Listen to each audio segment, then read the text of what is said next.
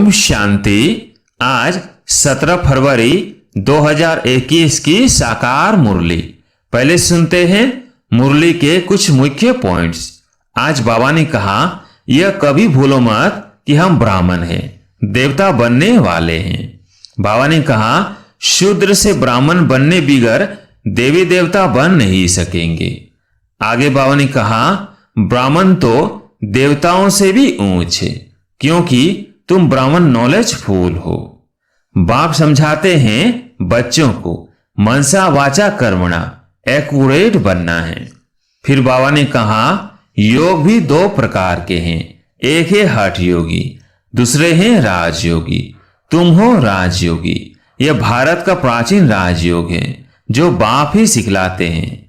बाप कहते हैं, इस समय की शादी बर्बादी है, एक दो की बर्बादी करते हैं, पतित बना देते हैं। अब पारलौकिक बाप ने ऑर्डिनेंस निकाला है, बच्चे यह काम महाशत्रु है, इन पर जीत पहनो और पवित्रता की प्रतिज्ञा करो, कोई भी पतित न बने।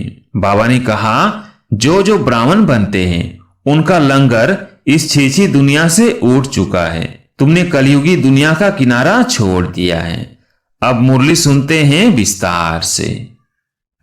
मीठे बच्चे, तुम ब्राह्मण सो देवता बनते हो, तुम ही भारत को स्वर्ग बनाते हो, तो तुम्हें अपनी ब्राह्मण जाति का नशा चाहिए। प्रश्न, सच्चे ब्राह्मणों की मुख्य निशानियां क्या होंगी? उत्तर, पहला, सच्चे ब्राह्मणों का इस पुरानी दुनिया से लंगर उठा हुआ होगा, वह जैसे इस दुनिया का किनारा छोड़ चुके। दूसरा, सच्चे ब्राह्मण वह जो हाथों से काम करे और बुद्धि सदा बाप की याद में रहे, अर्थात कर्म योगी हो। तीसरा, ब्राह्मण अर्थात कमल फूल समान। चौथा, ब्राह्मण अर्थात सदा आत्म अभिमानी रहने का पुरुषार्थ करने वाले। पांचवा, ब्राह्मण अर्थात काम महाशत्रु पर विजय प्राप्त करने वाले। ओम शांति। रूहानी बाप रूहानी बच्चों को समझाते हैं। बच्चे कौन? यह ब्राह्मण।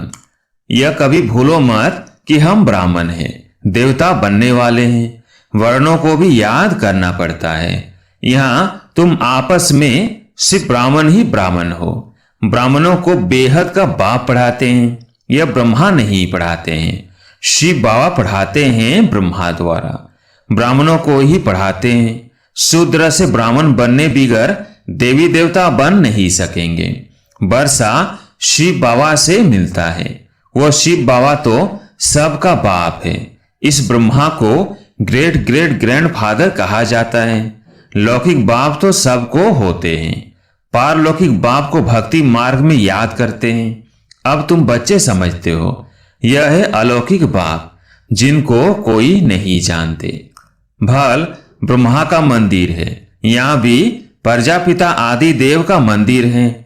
उनको कोई महावीर कहते हैं, दिलवाला भी कहते हैं, परंतु वास्तव में दिल लेने वाला है शिव बाबा, न कि प्रजापिता आदिदेव ब्रह्मा।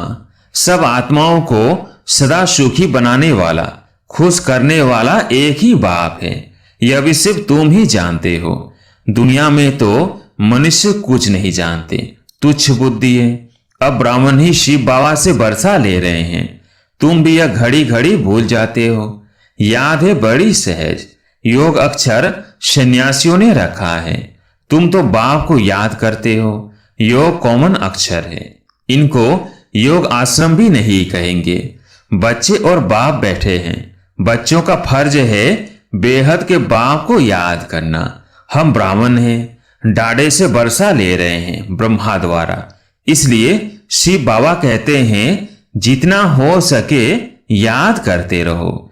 चित्र भी भल रखो तो याद रहेगी। हम ब्राह्मण हैं, बाप से वर्षा लेते हैं। ब्राह्मण कभी अपनी जाति को भूलते हैं क्या?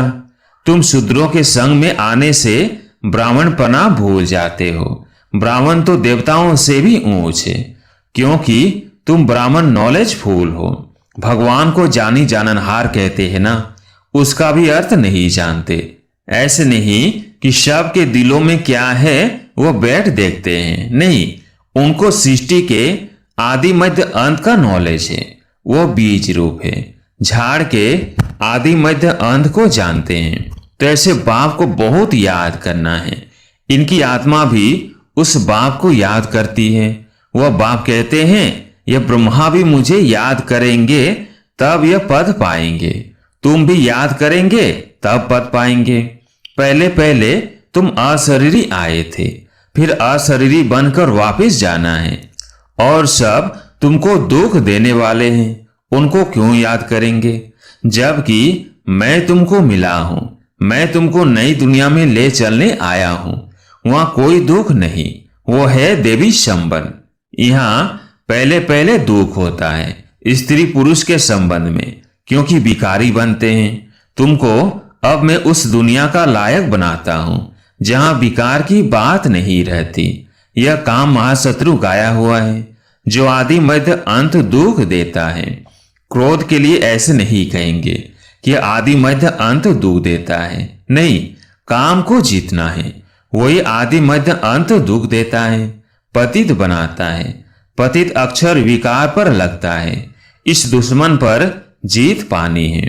तुम जानते हो हम स्वर्ग के देवी देवता बन रहे हैं, जब तक ये निश्चय नहीं तो कुछ पा नहीं सकेंगे। बाप समझाते हैं बच्चों को मनसा वाचा कर्मणा एक्यूरेट बनना है, मेहनत है। दुनिया में ये किसको पता नहीं कि तुम भारत को स्वर्ग बनाते हो। आगे चलकर समझेंगे। चाहते भी है वन वर्ल्ड, वन राज्य, वन रिलीजन, वन भाषा हो। तुम समझा सकते हो सतयुग में आज से 5000 वर्ष पहले एक राज्य एक धर्म था जिसको स्वर्ग कहा जाता है। राम राज्य और रावण राज्य को भी कोई नहीं जानते। 100% तुच्छ बुद्धि से अब तुम स्वच्छ बुद्धि बनते हो, नंबरवार पुरुषार्थ अनुसार। बाप बैठ तुमको पढ़ाते हैं, सिर्फ बाप की मत पर चलो। बाप कहते हैं कि पुरानी दुनिया में रहते कमल फूल समान पवित्र रहो, मुझे याद करते रहो। बाप आत्माओं को समझाते हैं, मैं आत्माओं को ही पढ़ाने आया हूं इन आर्गन्स द्वारा। तुम आत्माएं भी आर्गन्स द्वारा सुनती हो। बच्चों को आत्माभिमानी बनना है। यह तो पुराना छी शरीर है।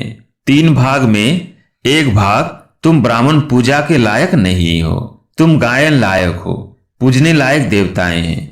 तुम श्रीमत पर विश्व को पवित्र स्वर्ग बनाते हो, इसलिए तुम्हारा गायन है, तुम्हारी पूजा नहीं हो सकती। गायन सिर्फ तुम ब्राह्मणों का है, न कि देवताओं का। बाप तुमको इस शूद्र से ब्राह्मण बनाते हैं। जगत अम्बा व ब्रह्मा आदि के मंदिर बनाते हैं, परंतु उनको यह पता नहीं है कि यह कौन है। जगत पिता तो ब्रह्मा हुआ ना, उनको देवता नहीं कहेंगे। देवताओं की आत्मा और शरीर दोनों पवित्र है। अब तुम्हारी आत्मा पवित्र होती जाती है, पवित्र शरीर नहीं है। अब तुम ईश्वर की मत पर भारत को स्वर्ग बना रहे हो। तुम भी स्वर्ग के लायक बन रहे हो।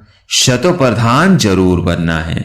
सिर्फ तुम ब्राह्मण ही हो जिनको बाप बैठ पढ़ाते हैं।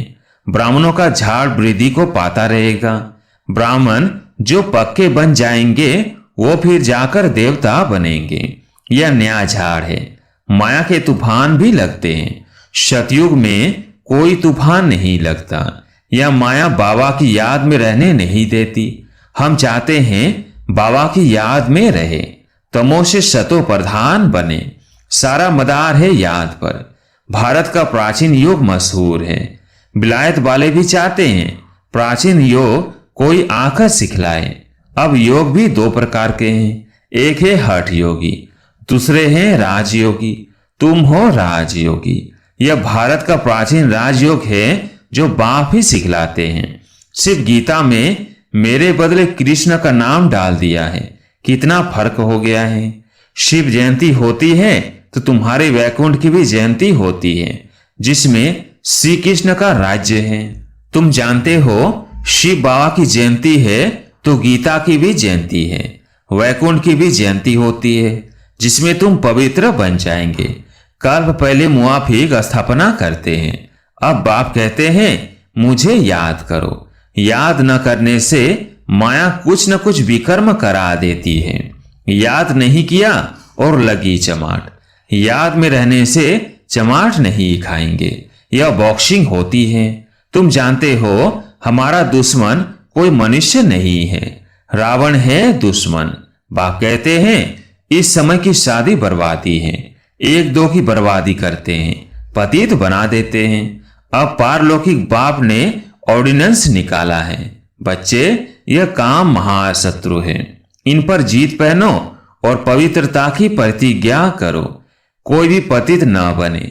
जन्म जन्मांतर तुम पतित बने हो इस विकार से, इसलिए काम महाशत्रु कहा जाता है। साधु संत सब कहते हैं पतित पावन आओ। सतयुग में पतित कोई होता नहीं। बाप आकर ज्ञान से सर्व की सदगति करते हैं। अब सभी दुर्गति में हैं। ज्ञान देने वाला कोई नहीं है। ज्ञान देने वाला एक ही ज्ञान सागर है। ज्ञान से दीन है, दीन है राम का, रात है रावण की। इन अक्षरों का यथार्थ अर्थ भी तुम बच्चे समझते हो। सिर्फ पुरुषार्थ में कमजोरी है। बाप तो बहुत अच्छी रीति समझाते हैं। तुमने 84 जन्म पूरे किए हैं, अब पवित्र बनकर वापस जाना है। तुमको तो शुद्ध अहंकार होना चाहिए। हम आत्माएं बाबा की मत पर इस भारत को स्वर्ग बना रहे हैं, जिस स्वर्ग में फिर राज्य करेंगे। जितनी मेहनत करेंगे उतना पद पाएंगे। चाहे राजा रानी बनो चाहे प्रजा बनो। राजा रानी कैसे बनते हैं वो भी देख रहे हो। फॉलो फादर गाया जाता है। अब की बात है, लौकिक संबंध के लिए नहीं कहा जाता। यह बाप मत देते हैं, मामे कम याद करो तो विकर्म विनाश होंगे। तुम समझते हो हम अभी श्रीमत पर चलते हैं, बहुतों की सेवा करते हैं। बच्चे बाप के पास आते हैं तो शिव बाबा भी ज्ञान से बहलाते हैं। यह भी तो सीखते हैं ना। शिव बाबा कहते हैं मैं आता हूं सवेरे को। अच्छा, फिर कोई मिलने के लिए आते हैं तो क्या यह नहीं समझाएंगे? ऐसे कहेंगे क्या कि बाबा आप आकर समझाओ, मैं नहीं समझाऊंगा। यह बड़ी गुप्त गुह्य बातें है ना। मैं तो सबसे अच्छा समझा सकता हूं। तुम ऐसे क्यों समझते हो कि शिव बाबा ही समझाते हैं? या नहीं समझाते होंगे। यह भी जानते हो कल्प पहले इसने समझाया है, तब तो यह पद पाया है। मम्मा बाबा को सूक्ष्म वतन में देखते हैं तो बच्चों को फॉलो फादर करना है। सरेंडर होते भी गरीब है, साहूकार हो न सके। गरीब ही कहते हैं बाबा ये सब कुछ आपका है। शिव बाबा तो दाता है, वह कभी लेता नहीं है। बच्चों को कहते हैं ये सब कुछ तुम्हारा है। मैं अपने लिए महल न यहां न वहां बनाता हूं, तुमको स्वर्ग का मालिक बनाता हूं। अब इन ज्ञान रत्नों से झोली भरनी है। मंदिर में जाकर कहते हैं मेरी झोली भरो, परंतु किस प्रकार की, किस चीज की झोली भर दो? झोली भरने वाली तो लक्ष्मी है जो पैसा देती है। शिव के पास तो जाते नहीं। शंकर के पास जाकर कहते हैं समझते हैं शिव और शंकर एक हैं, परंतु ऐसे थोड़ी है। बाप आकर सत्य बात बताते हैं। बाप है ही दुख हरता सुख करता। तुम बच्चों को गृहस्थ व्यवहार में भी रहना है, धंधा भी करना है। हर एक अपने लिए राय पूछते हैं। बाबा हमको इस बात में झूठ बोलना पड़ता है। बाप हर एक की नब्ज देख राय देते हैं, क्योंकि बाप समझते हैं मैं कहूं और कर न सके, ऐसी राय ही क्यों दूं? नब्ज देख राय ही ऐसी दी जाती है जो कर भी सके। कहूं और करे नहीं तो नाफरमान बरदार की लाइन में आ जाए। हर एक का अपना अपना हिसाब किताब है। सर्जन तो एक ही है, उनके पास आना पड़े, वो पूरी राय देंगे। सबको पूछना चाहिए बाबा इस हालत में हमको कैसे चलना चाहिए, अब क्या करें? बाप स्वर्ग में तो ले जाते हैं। तुम जानते हो हम स्वर्गवासी तो बनने वाले हैं, अब हम संगमवासी हैं। तुम अब न नरक में हो न स्वर्ग में हो। जो जो ब्राह्मण बनते हैं उनका लंगर इस छीछी दुनिया से उड़ चुका है। तुमने कलयुगी दुनिया का किनारा छोड़ दिया है। कोई ब्राह्मण तीखा जा रहा है याद की यात्रा में कोई कम, कोई हाथ छोड़ देते हैं, अर्थात फिर कलयुग में चले जाते हैं। तुम जानते हो खिवैया हमको अब ले जा रहा है। वो यात्रा तो अनेक प्रकार की है, तुम्हारी एक ही यात्रा है। यह बिल्कुल न्यारी यात्रा है। हाँ, तूफान आते हैं जो याद को तोड़ देते हैं। इस याद की यात्रा को अच्छी रीति पक्का करे, मेहनत करो। तुम कर्म योगी हो, जितना हो सके हाथ काटे दिल याटे। आधा कल्प तुम आशिक मासूक को याद करते आए हो। बाबा, यहाँ बहुत दुख है, अब हमको सुखधाम का मालिक बनाओ। याद की यात्रा में रहेंगे तो तुम्हारे पाप खलास हो जाएंगे। तुमने ही स्वर्ग का वर्षा पाया था, अब गंवाया है। भारत स्वर्ग था, तब कहते हैं प्राचीन भारत। भारत को ही बहुत मान देते हैं, सबसे बड़ा भी है, सबसे पुराना भी है। अब तो भारत कितना गरीब है, इसलिए सब उनको मदद करते हैं। वो लोग समझते हैं हमारे पास बहुत अनाज हो जाएगा, कहां से मंगाना नहीं पड़ेगा। परंतु यह तो तुम जानते हो, विनाश सामने खड़ा है। जो अच्छी तरह से समझते हैं उन्हों को अंदर बहुत खुशी रहती है। प्रदर्शनी में कितने आते हैं, कहते हैं तुम सत्य कहते हो, परंतु यह समझे कि हमको बाप से वर्षा लेना है, यह थोड़ी बुद्धि में बैठता है। यहां से बाहर निकले खलास। तुम जानते हो बाबा हमको स्वर्ग में ले जाता है, वहां न गर्भ जेल में न उस जेल में जाएंगे। अभी जेल की यात्रा भी कितनी सहज हो गई है, फिर सतयुग में कभी जेल का मुंह देखने को नहीं मिलेगा। दोनों जेल नहीं रहेगी। यह सब यह माया का पंप है। बड़ों बड़ों को जैसे खलास कर देते हैं, आज बहुत मान दे रहे हैं, कल मान ही खलास। आज हर एक बात क्विक होती है, मौत भी क्विक होते रहेंगे। सतयुग में ऐसे कोई उपद्रव होते नहीं। आगे चल देखना क्या होता है, बहुत भयंकर सीन है। तुम बच्चों ने साक्षात्कार भी किया है। बच्चों के लिए मुख्य है याद की यात्रा। अच्छा, मीठे मीठे शिकिल्दे बच्चों प्रति माता पिता बाप दादा का याद प्यार और गुड मॉर्निंग। रूहानी बाप की रूहानी बच्चों को नमस्ते। हम रूहानी बच्चों की रूहानी बाप दादा को याद प्यार गुड मॉर्निंग नमस्ते नमस्ते। धारणा के लिए मुख्य सार। पहला पॉइंट, मनसा वाचा कर्मणा बहुत बहुत एक्यूरेट बनना है। ब्राह्मण बनकर कोई भी शूद्रों के कर्म नहीं करने हैं। दूसरा पॉइंट, बाबा से जो राय मिलती है उस पर पूरा पूरा चलकर फरमान बरदार बनना है। कर्म योगी बन हर कार्य करना है। सर्व की झोली ज्ञान रत्नों से भरनी है। आज प्यारे मीठे बाबा का वरदान, अमृत वेले के महत्व को समझकर यथार्थ रीति यूज करने वाले सदा शक्ति संपन्न भव। स्वयं को शक्ति संपन्न बनाने के लिए रोज अमृत वेले तन की और मन की सैर करो। जैसे अमृत वेले समय का भी सहयोग है, बुद्धि शतो प्रधान स्टेज का भी सहयोग है, तो ऐसे वरदानी समय पर मन की स्थिति भी सबसे पावरफुल स्टेज की चाहिए। पावरफुल स्टेज अर्थात बाप समान बीज रूप स्थिति।